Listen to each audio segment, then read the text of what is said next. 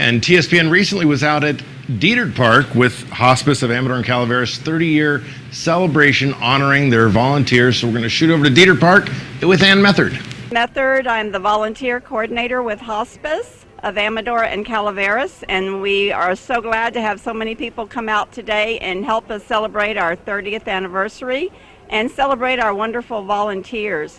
We have volunteers that have been with us for more than around 25 years, and volunteers that are just starting every day. They work in our stores, they train and go out into the families' homes and help our patients and their caregivers.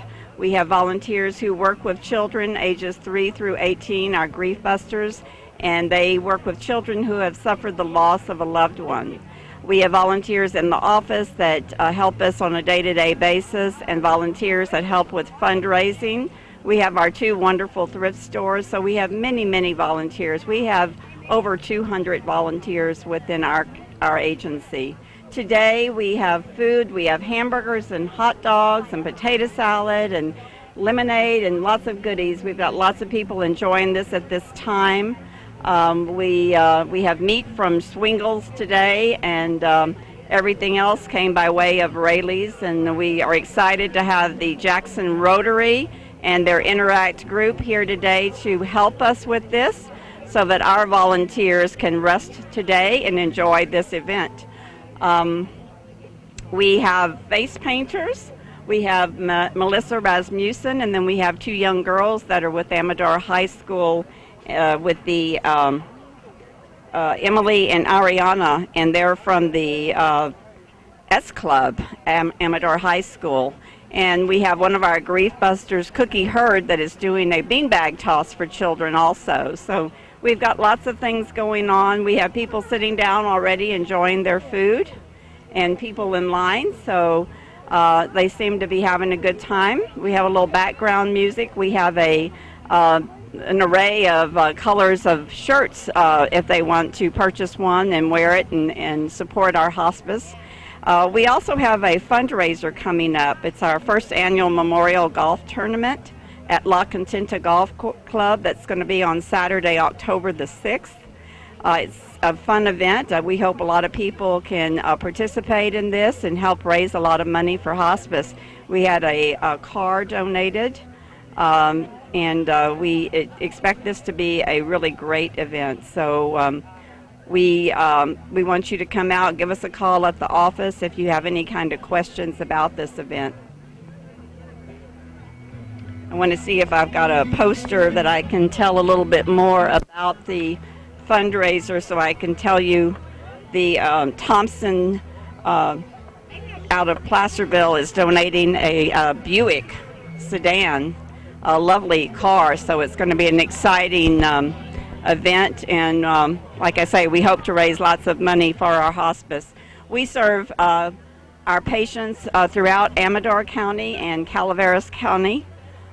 We have a team of nurses, social workers, home health aides, volunteers, trained volunteers that go into the homes. We have a physician and nurse practitioners that work with us. We have over 45 staff members, a lot working full-time, working part-time to take care of the needs of our patients 7 days a week.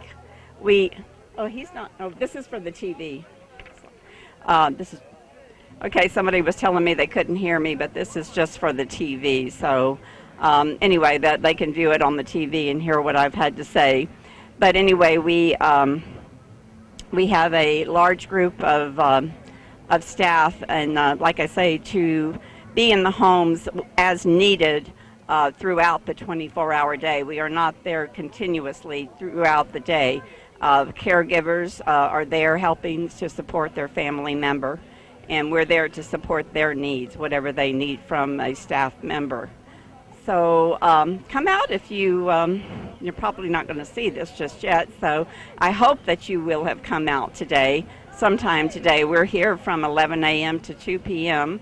Lovely Dietert Park. The Rancheria has been doing such a great job refurbishing and renovating the parks in Amador County, and this is one of them that they are working on. So We have a lovely setting under the trees, lots of cool breeze today. I think we're in the 80s, so we couldn't have asked for a better day. And we're just excited. This is a wonderful thing to be celebrating 30 years of hospice service.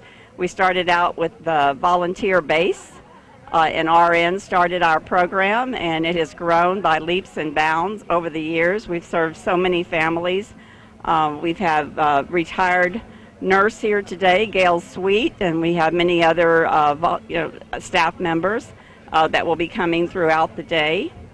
Like I said, this is honoring our volunteers, so we hope to see many of our volunteers throughout today, the course of this 3-hour picnic, and join us. And you know, when you see some of these people, just tell them how much you appreciate what they do, because they may have served you in some way or another. People that work in our thrift stores, this builds the funds, our monies that help support what we do. Not all of our patients have insurance, and we turn no one away. So all of the funds that we earn at fundraisers and in the thrift store will go to buying the medication and covering the services that patients need during their course of stay on hospice. And as I said, we turn no one away. We fundraise continuously. I'm sure you've seen hospice doing art auctions in June on the third Friday in June every year. We had our 15th annual this past year. We do a Tree of Lights will be coming up in December. We will have a tree celebration the first Saturday in September at the Angels Camp store beginning at 5 p.m. And then on Sunday following, we'll have a Tree of Lights at 5 p.m. at the Jackson store. You can purchase a light in remembrance of a loved one, and when the tree gets lit, all of the lights are bright and they remain on for about 3 to 4 weeks, and so you remember your loved one. We read off the individuals' names, so there's a little bit of a remembrance time. It's a beautiful evening, and we have music and snacks and usually something nice and hot to drink, because it's always in December and it's a cold evening, so people come into the stores and enjoy some refreshments after the event. And back from Dieter Park to the studio. To Rome. From Dieter Park to Rome, real quick. That's it right. was, I actually attended that event out there at Dieter Park. That's what you were saying. It was a lot of fun. They had barbecue? They did, and it was really creative because the food came on a frisbee, and I was like, really? Man, that's kind of cool. Like, it had a paper plate, but underneath was a frisbee, kind of made it sturdy, and then afterwards. Well, that's a good idea and for they a party. And they did have a little challenges. I was saying that Tennille and I actually did the cornholing. Yeah. No, I'm serious. We did, and then she was actually. Had you ever played before? Tennille and I had cornholed before the event, and she, I'm telling you, she hit the bullseye. A couple times? She hit the bullseye a couple times. She's pretty good at it then. She is actually, I mean. Did she slide it into the hole, or did she go directly She in? went. There's a technique to it. Right, there's a technique, and she put it right. It was almost like she had, cornholed before. Wow, well, good. Yeah, I've cornholed before. It's a big game back east, so. Yeah. I wasn't very good at it, though. You're going to have to practice. That's Come right. on, Dave, get the practice going. Okay. We're going to run to an ad break. We'll be back. Stay tuned.